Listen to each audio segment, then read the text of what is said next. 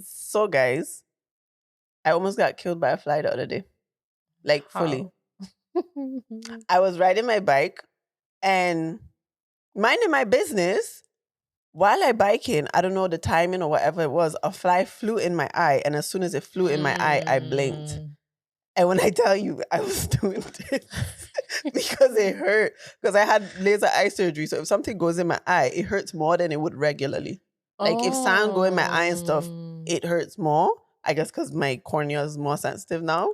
But yeah, this summer a fly decided you're not going to make it through the summer. But I did. You did. I did. I feel like you could the amount of accidents I almost have on my bike is other than the one I actually had a couple years ago. Yeah. You too. But even in this city, I get hit by a car. Yeah. And I just literally fell and almost broke my knee. But moral of the story. Biking is not for the week. Honestly. Yes. But it's been summer. It's been summer. You feel like it's been the summer that you thought it was going to be? Nah. Oh. I feel like this year hasn't been the year I thought it was going to be, but in a great way. The year. Yeah. Okay. How do I start this even? You know how we should start this?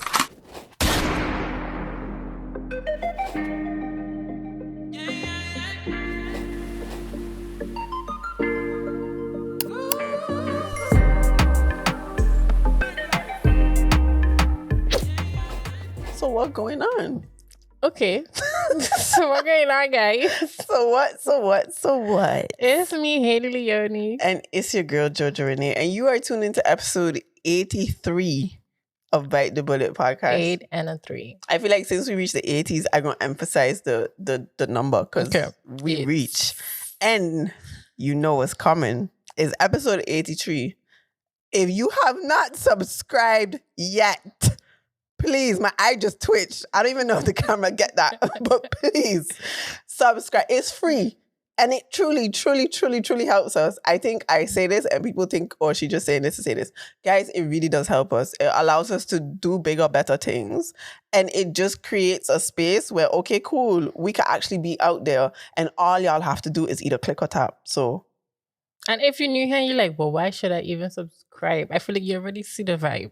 You know, this is our unfiltered conversation podcast with your two hosts, two bike near deaths. So we have vibes, games, jokes, facts, history, everything that you need to know. And so why would you not want to come and pull up? Please. And be a member. It's lit over here. But anyways. But yes. You say it wasn't the year you was going to be. And I was on the summer. But explain though. Because so much has been going on simultaneously, which, to be honest, if all you watch the last episodes from year after year, I always say kind of the same thing. As in, there's so much going on. Mm-hmm. But now there's so much going on. As in, it's great stuff, amazing stuff. But it's just, I didn't expect everything to happen the way it happened. For sure. But wait, what about you? No, but you finished explaining what you mean? No, because I wanted to get into one of the big stuff. Okay. But I was just like... Let me touch on you first. I just meant more sort of vibe of summer in the sense of I do feel like this is the longest ever I experienced warm weather up here. So it actually does feel like a summer in the sense of the weather is also, it's it's cohesive with the weather is also, they got the memo. Yeah. And they for the first time. A bit too much though. You find a bit too much? It was 35 degrees yesterday. Potato. The potato is on fire. The potato could have baked. It's a hot potato. It's been really hot. I'm not gonna lie. But at the same time, it making me feel that making me feel more like it's summer. Because they had summers where it was just raining. That's fine. They had summer where it was cold. Yeah. They had summer where we had 1 week of good weather. It's true. So for the first time, I mean, that is a testament to that global warming. It's real. I was just about to say that doesn't scare you. It does. But your summer lit. But it's good weather summer. No, I fully understand. That for sure. I agree because I feel like, especially because I'm a biker, we are fellow bikers. You feel it extra because biking is nice when the sun is out. Not when it's out too much because then your armpit's sweating. But it's nice. It's hot. But sometimes it'll scare me now. Not to be the environmentalist, but it should not be this hot. so many days. Like the fact that I think there was some fact that I saw, don't quote me, I think it was 1890 or 1980, one of those years where it was also a really hot year. And they recorded 20 days throughout the whole year that it was 30 degrees plus. In Holland? No, in the world. Oh, okay. And well, in parts of the world, or like the highest temperature in whatever parts of the world. This I saw in July, the end of July. And they were saying that in 2026, we've already had 24 days of 30 plus degrees. And we only in July. So for me, I was like, okay. But also just, I do enjoy the heat. But I don't enjoy it as much here. As in, don't get me wrong, 32 degrees in the Caribbean, it is hot. But it feels like I get nutrients still. Here, I feel like they're robbing me of my nutrients. What does the nutrients be specific back home for you? It's like I go to a sauna and I feel rejuvenated. Don't get me wrong. I don't feel rejuvenated in the moment, but I still don't feel a heaviness. Whereas when it's hot here, I just feel heavy. But what do you think is the difference? I probably moved to this country and got used to the cold and now I'm feeling it differently. Or the humidity. It's definitely the humidity. But I also think back home, the environment is, I also think, catered to the weather. You could go beach. Whereas and also your house is just a bit more windy, you have some windows. Cool. Here we have windows, but they're made to be isolated. It's facts. So it's not the same. It's facts. I don't know. Me and my brother have this thing where we just say like we grew up in a matchbox. Really? In the sense of like our house was always hot. So like hot weather does not bother me. Like I could be in a room right now with long pants, like now. Yeah. Just try to come for example. Yeah. But I'm not hot at all. And I think, you know what's funny? I think the difference between us is Saba's a hill. So we're often cooler than SM. Because like we up in the clouds a little bit. So our temperatures, honestly, I do think are higher. But I don't think you mean it's a bit cooler? Yeah, so like even in my house and so we would have all the windows open and you get a breeze. So it's cool. So I think when it gets hot, like even sometimes when I go to Maarten, or they had a time I went Stacia. I don't know what it is. I guess because even in the beach, you know how Maarten have white sand? Yeah. Stacia have like dark brown sand. And I noticed when I went Santorini, all the houses was white and they made it cooler because the white doesn't absorb heat. Yes. And I feel like with Stacia, for some reason, even though it's close by and it's probably the same height as St. Maarten, maybe a little bit higher, it was hot. Like, I've never felt a heat like that. No, I've never felt a heat like Curacao, but that was very... Oh. Curacao heat is very, like... Yeah. It's insane. Insane. I don't know how artists do it. Yeah. I don't know how people live in that just do it. But you see, so I feel like if we had a Stacia person, Saba, St. Maarten, Carolinian, we would all kind of maybe have a little bit of a different... I talking specifically to my house though. I feel like a lot of St. Maarten people don't like the heat either. Yeah. But I feel like specifically growing up in our house because they built... We bought it from these Surinamese people and they built the house kind of like a bunker in a way. Really? Like to go away. Yeah. Like during... I think that was the story, like hurricane times. Makes sense. Like this summer vacation. So they didn't build it with the idea that a person going to live here all the time. Makes sense. So like there's not that many windows in the house. Yeah. So like we are accustomed of literally just being hot in a house. Like I don't know how to describe it. You did. Yeah. I hear it. Yeah. If you have a house, I guess on a hill, I have friends that have house. When they're on the hill, the breeze that they hit on a hill. It's just very different. The nap you get from that is crazy. But yeah. But anyway, so yeah, summer has been hot. It's been good. It's been exciting. One of the things that's been exciting is if you haven't been on our socials, guys, your girls are gonna be on TV. We're gonna be on RTV 7. Oh wait, no, when this comes out, we've been on RTV 7. Which is extremely huge and something, is a big milestone for us. Yeah, I think somebody messaged me like, y'all gonna be on TV. That's insane. And I think when I got our message, I was just like, yeah. By the way, though, just know these episodes are on TV. I think some people think we're gonna be fully mic'd up broadcasting something. Oh, they think it's gonna be a different format? I think so, but it's just this.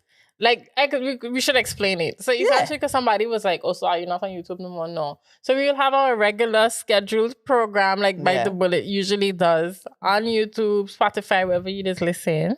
But then on Saturdays, if you're watching TV and you're sitting on by your couch, you just turn on RTV7, whether you have audio, KPN, or Zigo. We there as well with you in your living room. Yeah, but just know YouTube and our streaming platforms are priority. Yeah. Not all episodes will be on RTV7. So even for the people watching RTV7, there are more episodes on our channels. And yeah, we ain't going nowhere, to be honest. But yeah. I wanted to know, like, do you think we're the first... I don't know, because I don't know. We're the first, like, Maarten and Saba we are show on Dutch television. Oh, Dutch television. Because this is Dutch television. I've never heard. Me either. I think we are. So. I think we... That's big. That's big. When you think about it like that. We the first SSS in this... But... Wait, but I never thought, because I know on RTV7 we're definitely the first. Yeah, but if you think about it just in general, the fact that any Nederlander could access us on TV, I think we're the first. We the And that's like something to like... Yo, let me round of applause. Round of applause. That is. Yeah. We are back. Backity back. With another BTB event y'all been asking. And if you've been to our past events, you know it's only vibes, it's lit. So y'all definitely don't want to miss this. We are having a Caribbean bingo and summer line. In collaboration with Jerk Bay Rotterdam. So you know already. Good food on TikTok. But yeah. What do you expect? You can expect not your regular bingo. We gonna mix it up with the music. So it's truly going to be a vibe that's unmatched. There's gonna be prizes. There's gonna be food. And there's gonna be us. But we're having this bingo on August 28th in Rotterdam from 7 to 12. You want to stick around a little longer? You can line. But we want to see all you there. And you could definitely get tickets now. They're on sale. If you get a standard ticket, you get one bingo card. But if you already order your plate of food in advance, you get an extra bingo card. So guys, what are you waiting for? Yeah, and if you want, you could buy an extra bingo card at the event. So we hope to see all you there. We don't hope. We shall see you there. Bye. You know what else is hot this summer? Our Caribbean bingo and summer lime. Guys, I think for us, of course, we want to do events as much as we could do events. And the last one we had was last year, November. But I do think this chapter we going into, we could be more, seeing us outside 100% this year and just in the upcoming years. Exact. And now we're doing a freaking bingo August 28th at Jerk Bay. And I think for us, we're very excited because we ain't see you in a minute. No, but also the weather's still here with us. Yeah. So come out, bring your people. You can click the link in the description. We'll have it in the description and buy your ticket and your food ticket. If you buy your food ticket beforehand, you get an extra bingo ticket. And we got really cool prizes, guys. Really cool prizes. It's going to be fun. And the vibe is going to be really good because it's not like your regular bingo. B12. It's like you going to hear, what you were singing there? You going to hear tight. Calm down yourself, and then you're going to see it on your card, and you'll be like, oh yeah, I know that song, I got it. Okay. So pull up, because it's going to be a vibe. Yes. Y'all know our events is vibes. So Friday the 28th of August from 7 to whatever. We'll see 7 ... But also in spirit of good news, because guys, a lot of things are happening. Yes, tell them. A big thing that's happening is I'm organizing an event I'm really, really excited about. It's called Spora. It's for the Diaspora. But in the beginning of the year, I was really asking myself, like, what is a goal I scared of? And I feel like I had goals that scared me. I've been wanting to do a TED Talk for like 3 years now. It's on my vision board in 2024. But I was like, I still feel like something need to like punch fear into me, but in a way that's productive. So I was like, I want to do a TED Talk. Why not organize one? But then, because they have it with the TEDx events that you could actually go to the organization as an event coordinator or whatever and organize a TED Talk for them. But I was like, what I often experience, because everybody who knows me know I love a TED Talk. When I would go, it's nice and stuff, but you mainly had like white people and Indians there. Yeah. As in, I didn't see like my people in a sense, but also it translated in the talks. It's like good topics, insightful ideas, perspectives, but I couldn't resonate with it as much because it came from people who grew up in different environments that I did. So with Diaspora, essentially the goal is to create the space for people who are from the diaspora, who've come from like Africa, the Caribbean, and of course the broader diaspora here in the Netherlands, to just like share their perspectives, share their ideas, have dialogue, and just connect. Because another big thing is community for me. And I feel like this for me is like, I was like one time, okay, I might be a content creator. I might try to build community through that. But I realized I just want to be in person with people and I want to feel the energy, but also exchange energy, not to make it all like spiritual. But anyways, so the event is September 18th. I think I went on a rant of it just because it's very exciting. Can you explain what it is? Yeah, it's September 18th at Pakhuis. It's from 7 to 10. And there's going to be a performance. I'm not going to say what it is, but I'm really excited about that. And we have 3 amazing speakers. I'm going to be one of them because, hey, scary. You've been on the stage. We have somebody from Zambia and Tanzania. And then we have Saba. We have a wise man from Curaçao. And it's just going to be, you guys need to be there. So if you're free September 18th, if you're not, change your plans. And just pull up. There's going to be Johnny Cakes.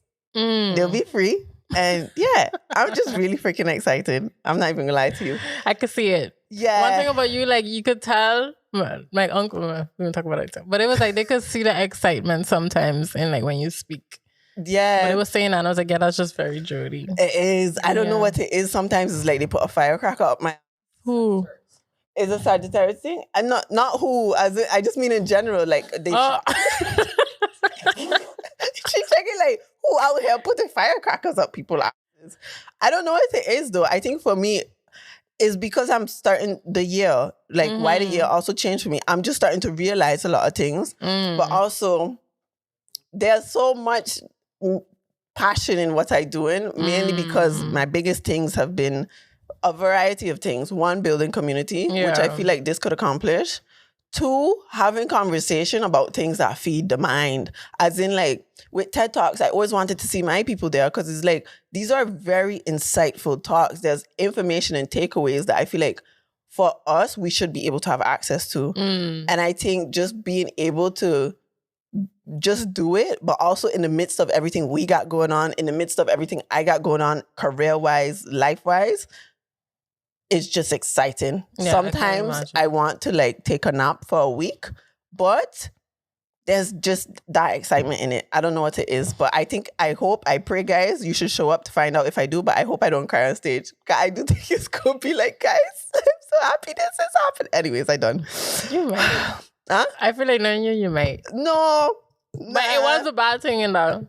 I need to run the show. Like we could cry and run it. My eyes running and you can. I can. But anyways, so yeah. He's like, yeah, you could do what? I can. But a big thing with that too is the whole thing of our voices being in spaces. And I think also us talking about RTV Safer, that is another manifestation of that. Because I feel like we've had the podcast for time now. We realize, even when we started it, that our goals continue to shift based off of like the places we find ourselves. Yeah. Like even when Kristen found us, that whole shift created this whole new idea of like, oh my gosh, we could do this. And now with the RTV Saver, but also like our little talks with certain initiatives, y'all gonna hear about it. Keep listening. Not on this episode. But it's starting to not shift our goals, but like build on them. And I think a big one we're trying to at least achieve is to have a bigger voice for the SSS. Yeah, for sure. As in with the RTV Saver. And I think, guys, you need to like deep that too, is like we in the Netherlands, where the ABC Eilanden, good on them, they have their identity here. And the identity is very known. And I do feel like they're represented here, but that's also, you have to look at the bigger picture. The community in itself is bigger, etc., etc. But that doesn't take away from now the ability for us to kind of pull up. I mean, same, yeah, because I have it with Saba where it's like, Saba is a really small island. And I'm aware of that. Sabans are aware of that. And sometimes you think, okay, cool. How can we be known? Because almost every time now, I had it at Everyday People. I meet somebody and they're like, you're the first Saban I've met. Or because of you now I know. And in my head it's like, I hear it, but I want to reach a point where it's like, I say I'm from Saba and people are like, oh, that's cool. I've heard about it, or I know about it, or something like that. Where it's like, I do feel like this is now becoming a space where our goals are still our goals with regards to our community, but now they've developed from a place of like, we could even do bigger things because now the platform is expanding. Yeah, it was making me think on like, because nowadays people know St. Maarten. Yeah, up here. For sure. But that was because of Irma. That's where it started. Oh. But like before Irma, people did not know. Oh, but like after Irma, it was like, oh yeah, the island. Yeah. Helemaal verwoest, hè? I was like, nah, it wasn't that bad. It was bad. But like, not helemaal verwoest. Come on. Like, it wasn't completely, like everything disappeared. Yeah, it would just beat up. No, it was really bad. It was really bad. It was bad. I probably just because I wasn't there to see it. But I know it was really bad. But I think because of that is when they really start noticing us. And then, you know, a couple of years later, TikTok happened. But anyway. But also, just to give it to the Samaritaners, whenever I go to a Caribbean function, I will see at least 2 Samaritan flags. As in, y'all are like the Surinamers. You gonna see that y'all there. If y'all ain't in the crowd, y'all on the stage. For sure. And I feel like that also pushes the exposure because you bound to see. It's like branding. You know how with Coca-Cola, it's like, I don't need to see Coca-Cola commercial because I could just buy Coca-Cola. But the more you see it, the more you positively like associate with it. And you talk about it. And the more you talk about it. Yeah. The fact that everywhere you go, especially if it's a Caribbean function, you're going to see a Semantina, whether it's in the crowd waving a flag or on the stage, most likely both. I think that also creates a space for y'all where it's like, y'all and the Surinamers are kind of in competition. Because before, when I moved here, it was mainly the Surinamers. For sure. But where I was trying to land is that essentially, like, sometimes I wonder, like, how big it is it, how important is it for the Dutch people to actually know that who we y'all exist? But that's a whole deeper conversation. And Kristen want me read her LinkedIn comment. Oh, the Irish. Do I read all or just the top 2? Read the ones that you feel stand out. Okay. So from, I don't want to say her last name wrong, Tracy Laville? You know who Tracy You know is. Tracy. Of course, but you don't Laville? Know, you don't know how to pronounce her last name. You know what? I have this thing recently where I've been pronouncing things stupid and I always feel like I just don't want to butcher people's name. But Tracy Laville. Anyways, Tracy, big up you because I'll be seeing you. This is huge. Congratulations to the entire team. And that last part really resonates. Sometimes not fitting in is exactly what pushes us to create spaces we wish existed. Keep building that bridge. This is only the beginning. That is lovely. It ties into what we're doing, but also Spora. Because for me, I didn't feel like I fit in the TED Talks. Lucienne, Lulu, extremely, extremely happy and proud to see this achievement come into fruition. It's a huge win for the whole Caribbean and Europe as well. Now they get to experience our vibe, our culture. Congratulations to you and the whole team. That's sweet. Oh, I need to check your LinkedIn more often. You need to be on LinkedIn. But it's true.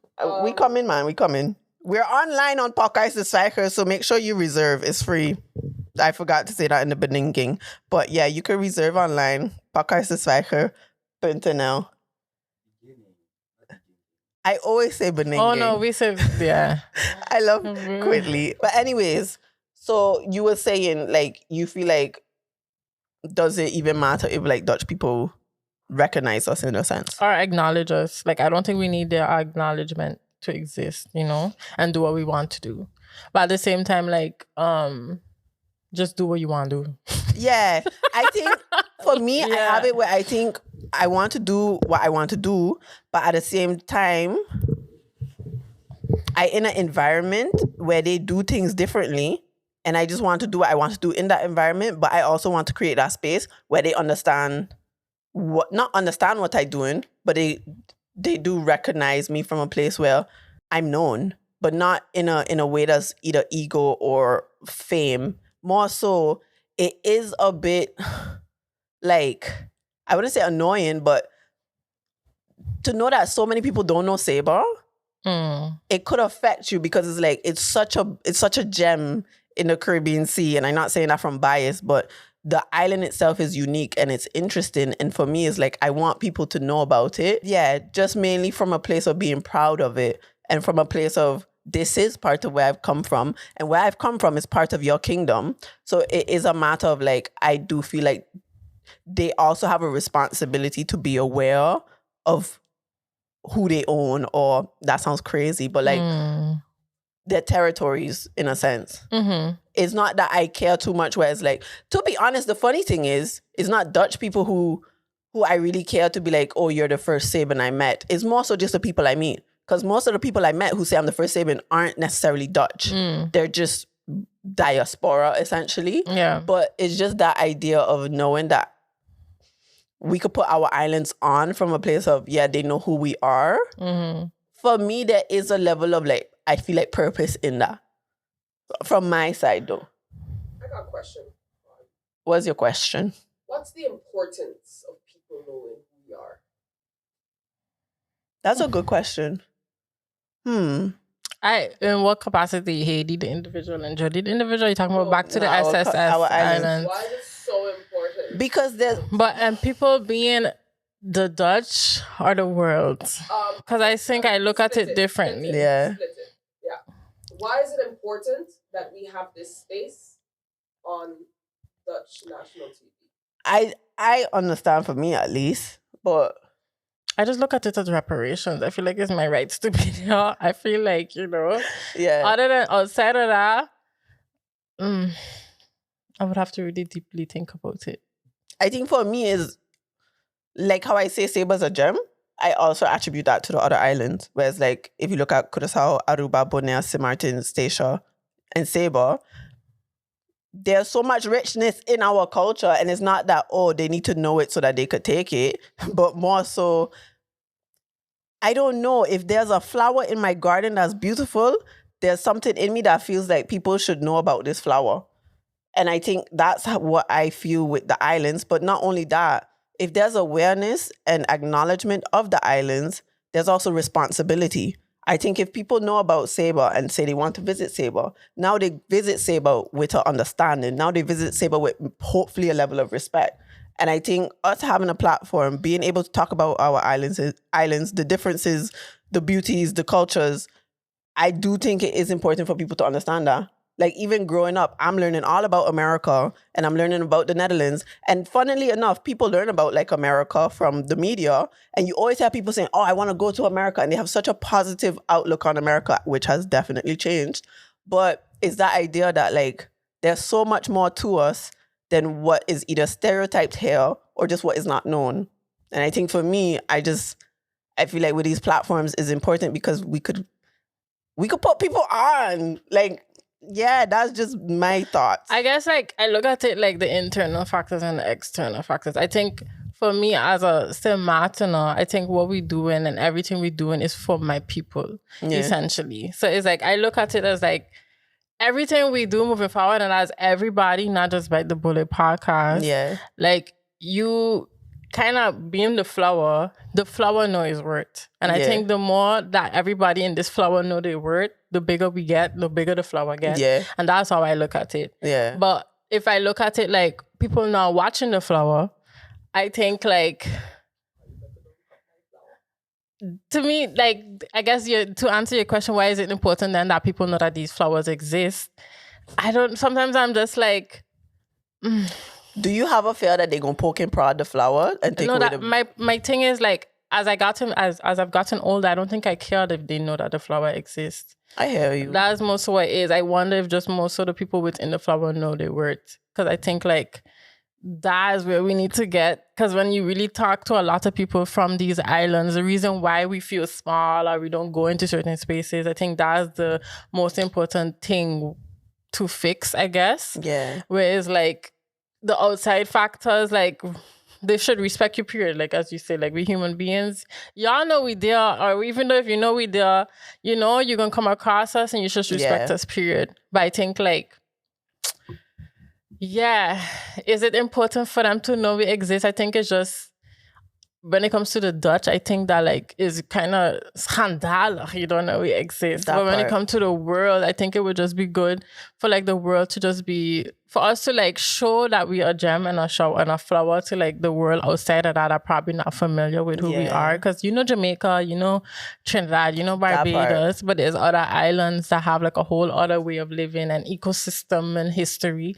Yeah. So I think more so it's a thing of like, if you care about just the world, but then we could sit about other things. But that's a question for next. Yeah. But I don't know. I guess that's how I look at it. But when I come here, when I had just moved here, I used to feel like, damn, no, like y'all need to know what St. Martin is and da. And of course, that's pride and that's not like a bit of like, we call our nationalism. But I mean, once again, patriotism. All the rules are made here. So how can you write policy if you don't know about me? You don't know about. Yeah. Right? Plus, also, I feel like how the government views the kingdom or the Dutch Caribbean or whatever the terms, you know, they use is like we're all kind of the same. But that's my thing. Like, if you speak to these people in government, they know we exist. I just think it's a level of they don't care. People vote. So if the people that are voting don't know you exist, then the people in government that make those policies, it's all politics. But people are voting for themselves, essentially. But not everyone, because you have left voting people who also prioritize climate because of indigenous socialism, people, XYZ. If you don't know about the islands, you cannot put your vote towards like what's important. Yeah. I think if you're voting left, essentially in this country, most of the left parties up here do have us in their planning. Yes, and they are considerate of. I feel like if you truly left, you do know about us and you do care about us. Yeah. Like if you speak to a lot of the Dutch people up here that are not left, they don't. Yeah. So it's like they already have their fixed mindset. So, of course, like, the benefit of us being on platforms and, like, having our voices in this room is that, like, they're going to know we exist. Yeah. That just brings a question of, like, if they're going to, like, really trump racism. I love the word you Trump. use, though. Like, you're going to really, like, eradicate racism and, like, prejudices. I don't know. I don't think we could do something. It's about having a conversation, right? No, yeah. You can't, and that's why this is so important and why it needs to be on network TV, right? Because you can't have an appreciation for something if you can't understand it or where it's coming from. Facts. I can tell you there's a lot of places, let's be honest, I'm sure there's a lot of places we don't know about and we could give about if we have to make a choice. Yeah, right? yeah. So, just a question. I hear it. Nah, for sure. I think ultimately... Yeah, no. I think ultimately just having a platform is doing something. I think now that our platform is getting bigger, it's just we could continue to do something. But I think our main intention with this platform is to bridge the gap between ABC and SSS. I don't think the Dutch is our focus. I don't think like being recognized by them more so is our focus. I do think our focus is becoming... getting more together with the islands, because everybody and their mother know when you come to the Netherlands, especially as students, the SSS does be with the SSS, the ABC does be with the ABC. And it's not only because, we far across oceans, but that's a big factor because we had a talk recently and we know the ABC is more influenced Latin-wise and they speak a whole different language. Whereas with SSS, we're more influenced by the British and French Caribbean islands. So you have that difference, but we need to now, at least for us, find a way to come together in those differences, because although we have a different geographical area, whatever, we are still similar people. And I think the more we bridge that gap, but also find the areas where there is no gap, but we perceive the gap, is what will make us stronger. I don't think now being on RTV Saver is a thing of like, oh yeah, now the Dutch will know us. If you choose to find out about us, good on you. It is a good thing. But our goal is to put our island on differently. And I think, this platform now creates the space to do that. Yeah, and I think essentially, like, if we could reach us this utopia where it's like we that strong, like as a like as a collective unit, like it's going to be impossible for them to just like act like we don't exist and not respect us and not blah blah blah blah. And if you subscribe, you're gonna contribute to us becoming a unit and them respecting us more. So please, subscribe if you haven't and hit the bell notification so you are notified when we upload. But our random questions. Oh yeah, I had one that I was thinking about the other day because, like, okay, so I was listening to Diary of a CEO. By the way, we need to talk about Diary of a CEO. I don't know. Yeah, we need to get into that, but not on this episode. It was this guy who used to work for, I think it was Anthropic or whatever. He used to work for? Anthropic. No, I just always say Stephen. Stephen used to work for. Oh, no. He was interviewing a guy who used to work for Anthropic. Oh, okay. Yeah. And they were just talking about AI, where it's going, whatever. And I think of all the things that we have around us just from a place of technology, etc., etc. And I was thinking to myself, because I'm also reading books on history now because I just want to get more into history. What would people from like hundreds and hundreds of years ago, or our ancestors from like say 300 years ago, what's something they would see now other than AI? Because we know AI is crazy even for us.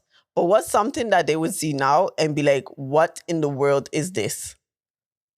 Like, if you had to think about it. For me, one of the things is like, I have my door, it opens from my phone. Yes. They'll probably think, what sorcery is this? Yes, like, sure. Hocus pocus. I think everything. Like, even the fact that, like, next door neighbor's white and we not. Like, that's insane. Facts. I think the fact that we sitting on here with mics talking on a random Friday for no reason, well, for reasons, but like... Yeah, probably even that we wearing pants. Yeah, like, you know, I think every single thing, the fact that you could see who by your door on your phone. Yeah. That you could open your door from your phone. Yeah. That we can have food delivered to us. They used to hunt. Everything. Like, what is this light? What is this camera?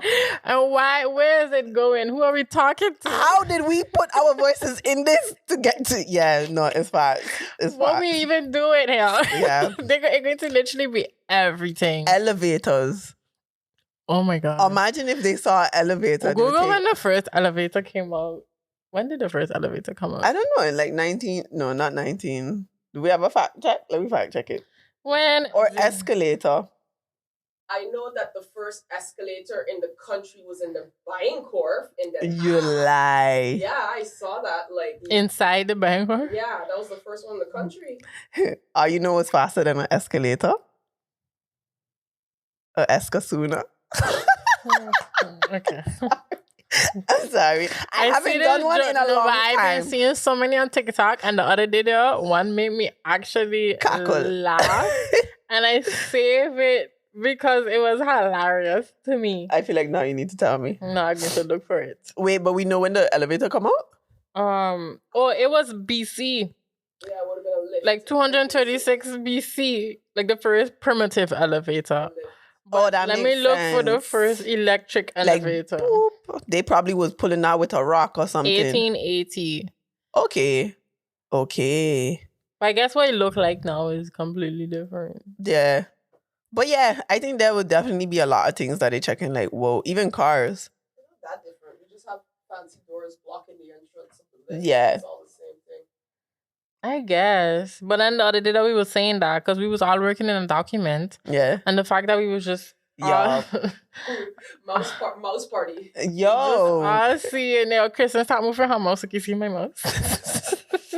It's insane. Oh, I have to look for that later. That's okay. Okay, yeah. But anyway, my random question was, what form of conditioning do you think you've been influenced by?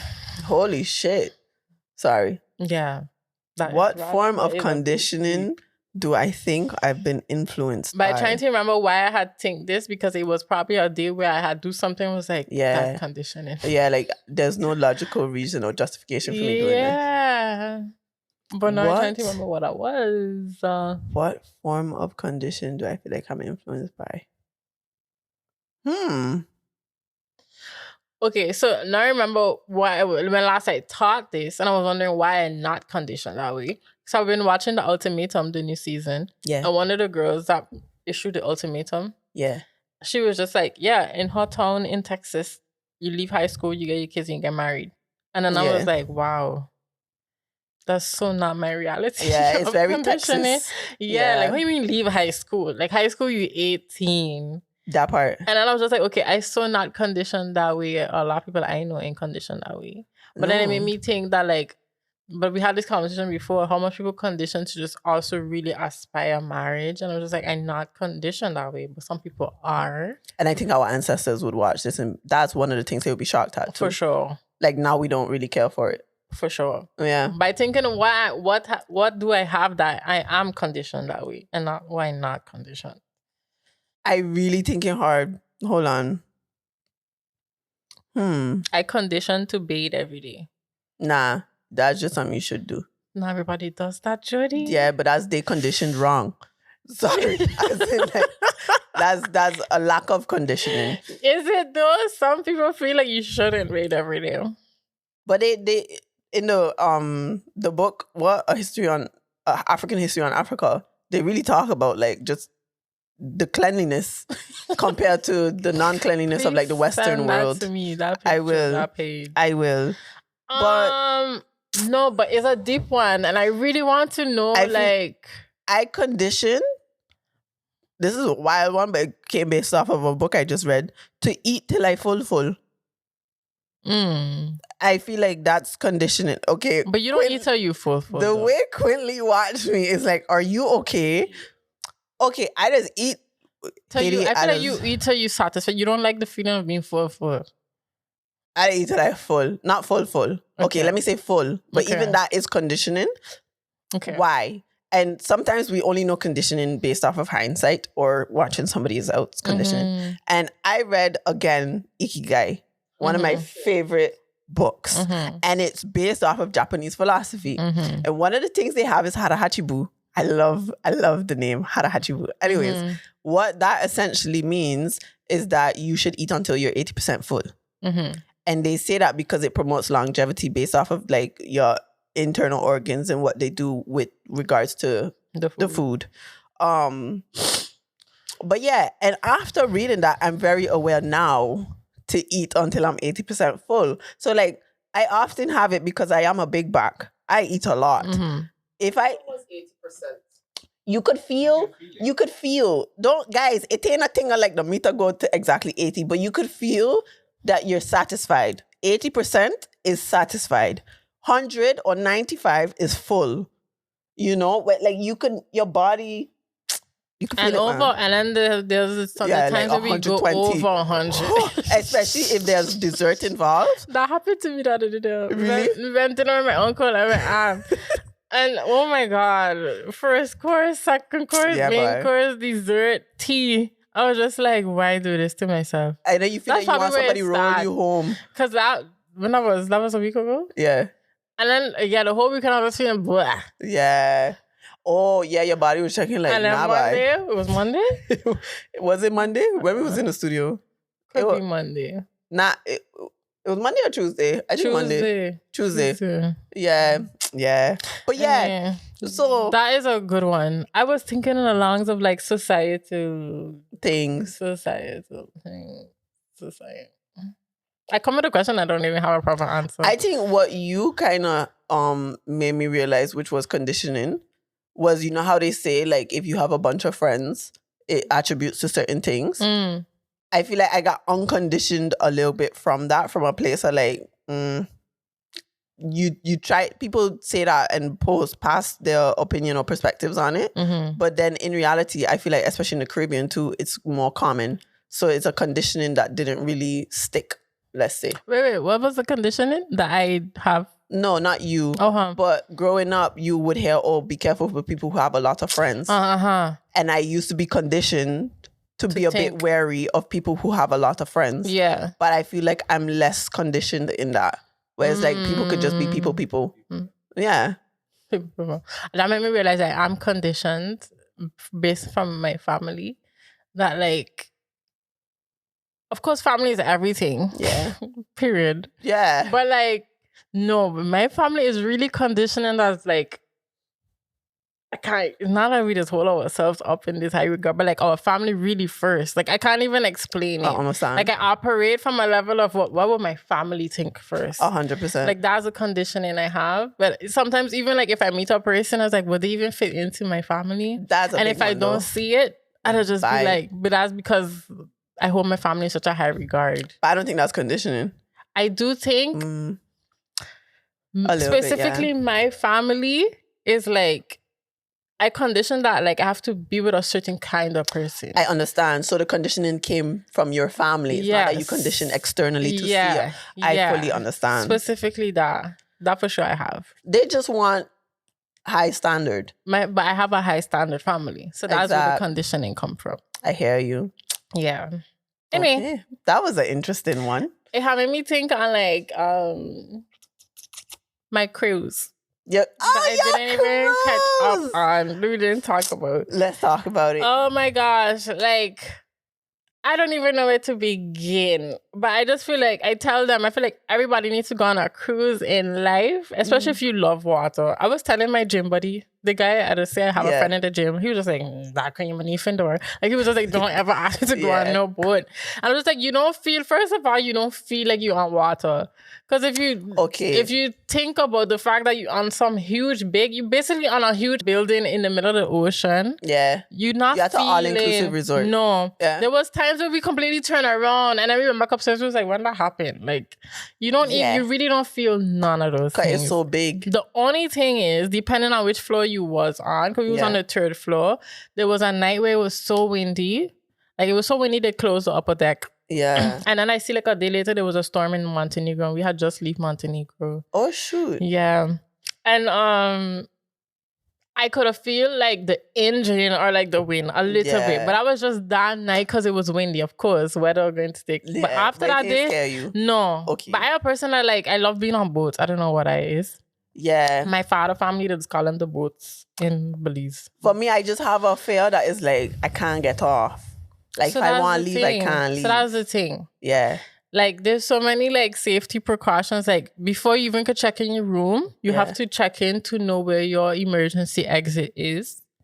So it's like everybody, everybody have a designated boat that they will jump on, like raft boat. Yeah. If it has to come to a Titanic moment. But you see, it's not even a Titanic moment. What if I just want dip? So you know the thing is, you know how many times I look at the water and I'm like, I want to jump in so bad. She was like, you can pay the fine. Oh, but I was like, I didn't look into it. You just got fined if you jump off a cruise ship, probably. But the water looks so nice. Yeah. Wait, but did you get to like go swim in the water? When we come off, I went into the country. Yeah, but you can't jump off the ship and go swim in the. That would be fun. Like they had like a slide coming out of the ship or something, and you could slide from the top deck into. Yeah, no. I think they should make a cruise where it's but at the same time, you're really in the middle of ocean. And I think safety precautions. There's too much danger. You could have whales and stuff out there. Yeah, and tiger sharks. The weight of a ship, like physics, man. Yeah. When it moves, you gone with it. When I move, you move. Nah, it's fact. But your cruise had looked phenomenal. It was so amazing. From the food, like I feel like it's insane the level and the amount of food on our cruise. You definitely wasn't 80% full. No, you was hitting I think 120. From Friday to Friday, I was constantly on 100. Yeah. And I couldn't even like do anything about it because it's like you wake up, you go get a proper anything you want breakfast wise in life is there to your touch. Like pancakes, is there every morning, every morning, chicken sausages, every morning, watermelon, every morning. That's crazy. Omelette, how you want it every morning. No, did they have conflicts? They did have conflicts, but not for loops. Okay, like basic stuff. Yeah, they said we're going to keep y'all healthy. Anything that you could cook. Yes. They had. But they did have conflicts. They did have steak and eggs. They had everything. I need to book this. Yeah, that sounds nice. They had everything. And then the Jamaican morning, they had like stew chicken. You know, they eat stew chicken for breakfast. Oh my gosh, so that would have made me so happy. Wake up and have saltfish and dumpling on festival with stewed chicken. Like but was it like hard food? Chicken. As in you get... But I should have taken that chef name to know which cruise he be on. Which Because that's crazy. he be on. And at the end of the cruise, like I had greeted him so much times. He was like, enjoy the rest of it. I was like, thank you so much. Like, but I think also they need to teach like whoever does teach people to work on a cruise customer service wise should like go into the rest of the world and teach them what the customer service is. The customer service is insane, but that's because they want tips, of course. Yeah. Because if you think about it, if each is it American person Royal Caribbean is American. Yeah, that way. But like, yeah, the culture is based on Americans' customer service is really good. Sorry. Yeah, but okay, this is a whole other conversation, right? But I'm gonna let you finish putting a pin in this. But I'm almost done. I could go into details about the countries, but message me. What was your favorite, even though I know, but tell the people. I tell Montenegro. Yeah. Montenegro, and then specifically Kotor. That was like... Oh. I was on the phone with Haiti, or we was here. Yes. I went to look up Airbnbs one time, and from the Airbnbs... Amazing. It's really beautiful there. Honestly. Okay. But yeah, what was saying with what we was talking about? Oh no, the customer service is just insane. Yeah. And I take a picture just for my colleague because my colleague was so worried about my hygiene because she was just like, you with so many people around you because she know how it is. I have germophobia. I'm a germaphobe. Yes. Yeah. So then every time you enter the buffet, there's two women there, washy. Like you have to wash your hands before you enter. And then they will play music. Yeah, so that was the only thing for me. Yeah, because Haiti don't like forks, guys. That's not her own. Like, yeah. Yeah. But also it's a thought that like 3,000 people would probably eat from this fork, even though they're going to go wash it. Yeah. Yeah, I didn't think about it. So then there was a day that we docked that I wanted to go buy a fork. But then I was just like, where would I clean it? Because we don't... Or you could have get those disposable forks. The wooden ones. But then your food won't taste like wood. So how you just go to a restaurant? Yeah, a restaurant is less intimidating for me. Every restaurant I go, I just watch. It's polished. And it is polished. But when you, like, on mass production, like a cruise, they ain't got time to polish no fork. Nah.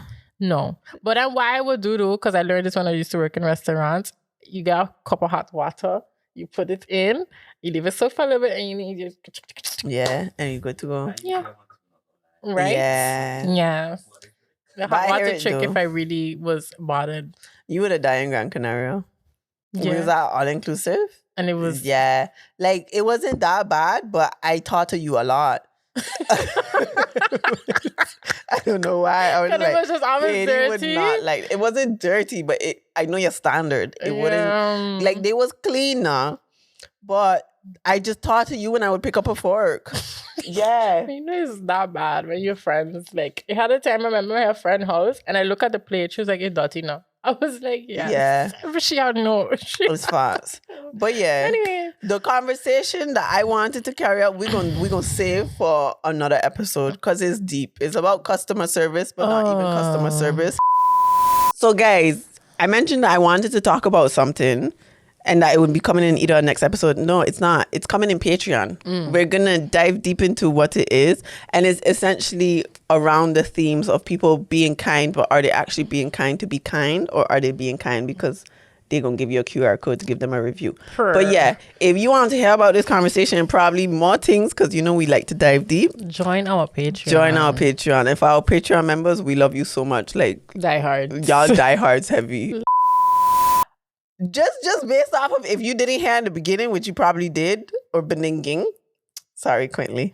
Your girls are on TV. So guys, if you want to be a bit nostalgic because you've been watching us for time, tune in to RTV7 on Saturdays and you never know what episode gonna pop up. It's just gonna be a random one and you can just be like, oh my gosh, look at them. And of course, these episodes will be on. And yeah, just thank y'all for being along the road for this journey. You know, I always say that, but a lot of this wouldn't happen if we didn't have our supporters, if we didn't have people who subscribed, and if we didn't have that push to really carry out what we want to carry out. So big up to y'all and big up to all of us in the studio. Really proud of us. And big things the people know Quintley. Oh, guys, let's introduce Quintley. Quintley, come run in the camera quick. He's like, oh, these bitches putting me on the spot. I'll give you the mic. We have Quinn. Hi, guys. My name is Quintley. He's an amazing addition to the team. He's here for all things production. Oh, I know you smell good. And I smell good. You smell good. I know this sense. Oh, but yeah, welcome, Quinley. Thank you. Like, if you guys know, we have people behind the scenes, and it's important that y'all know who the faces are. Curacao, of course. Bop. You see, we got a say. We have a say. We got SSS. We have a say. So we get in there. Yeah, we get in there. But yeah. But thank y'all for tuning in. We'll see y'all bi-weeklies on Tuesday and Saturday on RTV7. Oh.